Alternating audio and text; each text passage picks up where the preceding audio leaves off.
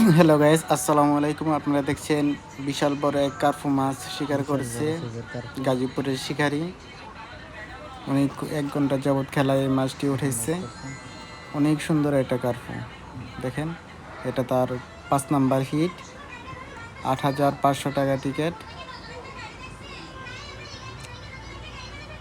শিকারী অনেক দক্ষ। এক মাছাতে 2জন লোক বসে আছে। কার্পুটা খুব সুন্দর একটা কার্পু। Big fish, wonderful. দেখেন, আরেকজন একটা হিট করেছে কিন্তু লাগে নাই। দুজনে মাছটা সুন্দর করে খুলছে। এখন বড়শিটা কেটে তারপরে ঝালের মধ্যে রাখবে।